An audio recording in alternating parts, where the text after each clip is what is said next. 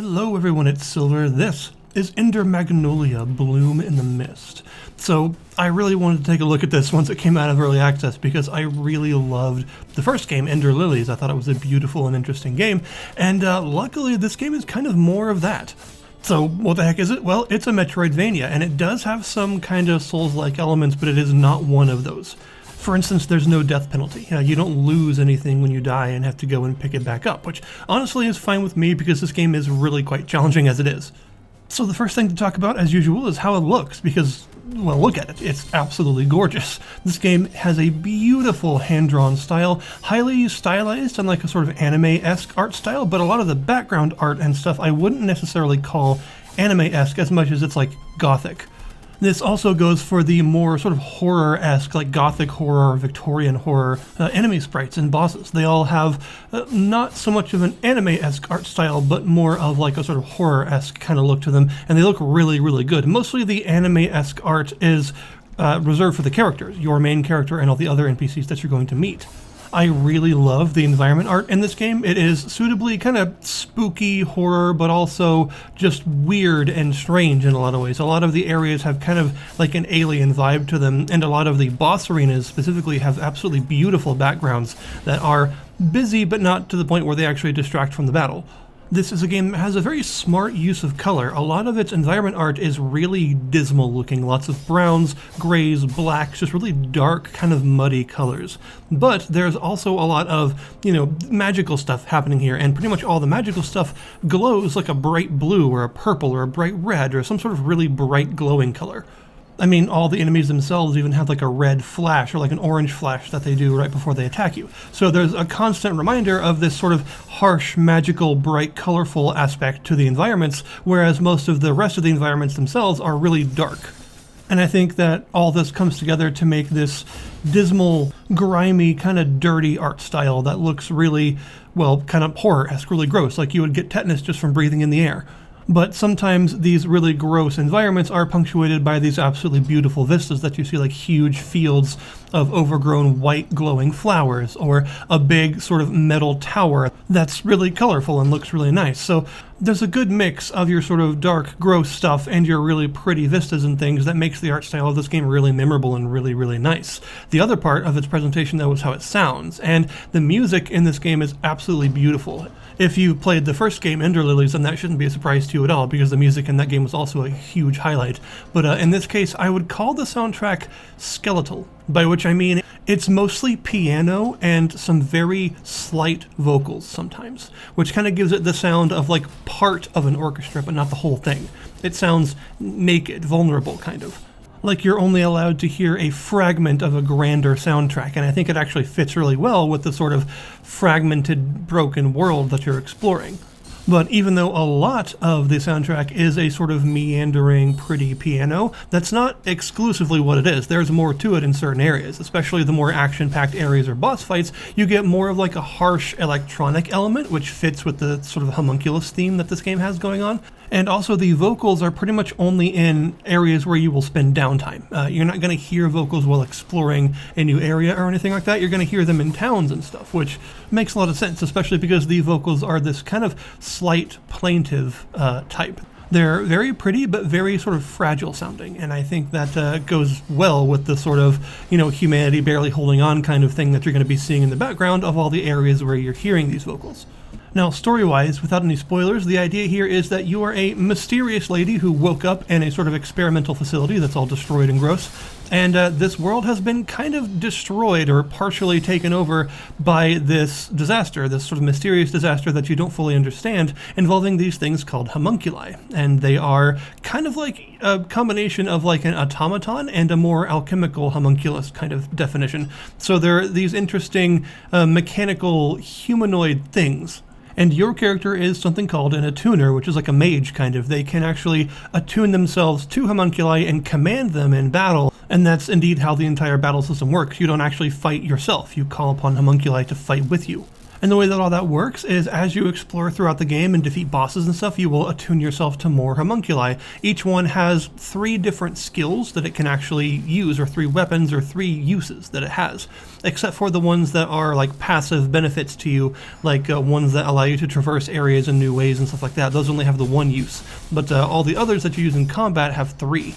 And you can choose between 4 different slots, the X, Y, and B buttons, as well as the right bumper, and you can choose to bind any of the homunculi to any slot that you want to sort of create your build. But you can only have each homunculi on there once, so even if you have multiple of a homunculus's weapons unlocked, you can only actually bind them 1 time. Each homunculus will come with 1 of its uses, 1 of its weapons unlocked when you actually attune to them, but the rest of them can be unlocked via finding all sorts of different kinds of upgrade materials that you'll get, especially from defeating side optional bosses and things, and just going into hard to reach areas and stuff like that. You'll find various different upgrade materials, and you can use these materials both to unlock new uses, new weapons of that particular homunculus, or also to upgrade the ones that you already have unlocked. Upgrading is a pretty big deal because it does a lot of what you would expect, right? It makes them more damaging and stuff like that, and the differences is pretty large, so you definitely want to do this whenever you can. But also it can do things like add new hits to the combo and extend their combos and things like that. So it's not just like pure damage or anything. There are several different things that upgrading an attack actually does. And you'll get all sorts of different homunculi that are on your side that can do some pretty cool stuff. Like, the basic one that you start with is just a nice sword lady, and the sword lady is very powerful and is your sort of bread and butter combo attack. But you'll get ones that also do things like fire projectiles that can actually hit enemies at range, or do really big, heavy ranged attacks, or perhaps some that act as a counter where you have to press the button just before you get hit, but if you get the counter timing right, then you do tremendous amounts of damage to whatever hit you. And you also nullify the damage as well. You do have a sort of Estus-like healing system. You will start with 3 charges of this sort of healing flask-like thing that you can use to heal yourself. It's a pretty big heal. It tends to be most of your health gauge, although of course this will change as you expand your health gauge and stuff. But you can also equip different things that will give the healing more potency, so you can expand the healing too. You can also eventually get more than 3 charges, although most of the extra charges you're going to get are based on equipment and not on like permanent upgrades. So you won't actually have more than 3 charges for a big portion of the game, and only at a certain point will you start finding stuff that can potentially give you this. You also have a really effective dodge dash that can be used in the air as well. In fact, this game gives you a double jump and an air dash much earlier than a traditional Metroidvania does. You know, a lot of Metroidvania you gotta wait for like the halfway mark or so to get a double jump and stuff. But in this case, you actually get both a double jump and an air dash right after the first boss. So you spend most of the game with quite a bit of mobility.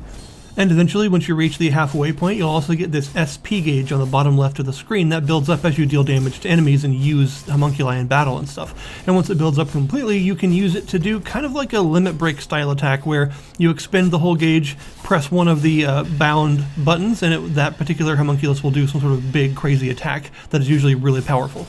All this means that the combat system in this game is a lot of fun because you have quite a bit of variety. It reminds me of an old PlayStation 3 game called Folklore in terms of how it works, which is kind of a deep cut. I highly doubt anyone watching this has played that game, but it was certainly a video game, and this reminds me a little bit of that in terms of its mechanics.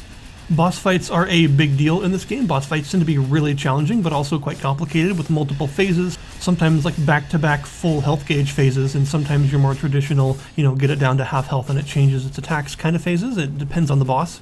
But for me, the boss fights have been very memorable. They have excellent music and just really cool visual design, beautiful backgrounds, and they're just mechanically a lot of fun. The boss design tends to be really good in this game. It's a really solid combat design as far as, making a difficult but fair boss fight. I haven't really found any of them so far to be unfair or have really wonky hitboxes or anything like that. They seem to be really well designed.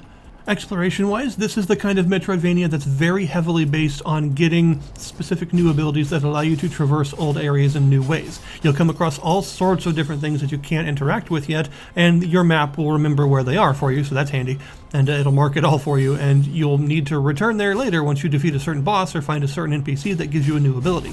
This is the kind of Metroidvania where your new traversal abilities are like 100% important and determine exactly where you can go at any given time. So you have quite a few areas available to you, but you'll notice that the exploration is kind of layer-based. You know, you'll go through an area in a basic way, and then you'll be able to come back to that area later and do some of the more specific things you couldn't do before. You'll get the ability to ground pound certain barriers out of the way, or to dash certain walls out of the way, or to swim underwater, and all sorts of things like that, and these will change how you can actually traverse each area. This also means that the game's exploration is very good at making sure you don't get lost, because you pretty much always know, hey, I just got the ability to do this, and I need to look at my map and go back to all of those things because now I can actually interact with them. So you pretty much always know where you're meant to be going and where you can go now. I've never had a point where I was like extremely lost in this game because it's just so obvious whenever you get a new ability that now you can do all those things that you passed before. Areas are quite large in this game and also tend to have a lot of optional areas to them, including entire optional bosses and things that reward you with upgrade materials and the like. So oftentimes your exploration is going to take a while for each area. If you're the kind of player that I am, where you want to try to go everywhere and do everything, you're going to be in each area for a pretty long time because they're expansive and they have lots of optional paths and stuff to go down. While you're exploring, in addition to, making progress and finding new homunculi and stuff, you'll also find a couple of other things, one of which is a currency parts that you'll find, and you can go back to any of the hub areas in order to spend these parts at a sort of manufactory kind of thing that allows you to buy all sorts of new stuff, new gear and things. And you will find these grimoires throughout the world as you explore that unlock new things for you to purchase. There's also a decent amount of equipment that you can find and purchase, like say there's a carapace, which is some sort of armor enhancing thing that often gives you some sort of active barrier ability that you can use. It's like timing based barriers and stuff. There are several different ones of them. You can also find a whole bunch of different bangles that you can equip. You can equip one bangle on each arm. That tend to give you some nice passive stats. And you can also find something called a totem, which floats around behind you as you explore, and there are several of these that do all sorts of different things, like one that automatically heals you once per rest whenever you get really low on health, or one that ups your defense for a second after you take a hit, and things like that. You can also find relics, and these work a lot like Hollow Knight's pins. They are powerful passive items that you can equip, but you only have a certain capacity of them that you can equip total. Each one is worth a certain amount of points, and you have a certain amount of points that you can equip total, and you can find and buy expansions to that to equip more stuff as you go through the game.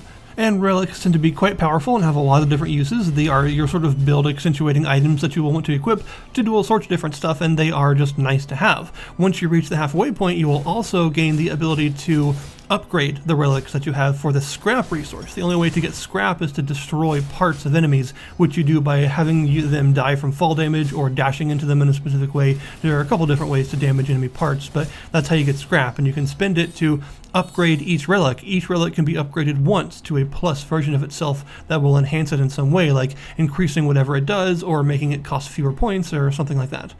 The overall lore and story of the game is also pretty well presented, in my opinion. It is definitely kind of Dark Souls-esque in terms of how it gives you stuff. Just a lot of environmental storytelling and a lot of small notes and item descriptions and things that tell you just little bits at a time that can help you piece together a grander world. And it's all really well done, in my opinion, and very interesting. The world here is dark, but also fascinating to learn about. It's a little bit like the Lies of P world, kind of, but not quite the same thing. So overall, I would say that Ender Magnolia is a very good follow-up to an incredibly good Metroidvania in the form of Ender Lillies. It is a worthwhile successor, and it does a lot of what its predecessor does just as well. It's beautiful, sounds wonderful, and is challenging but fair for the most part.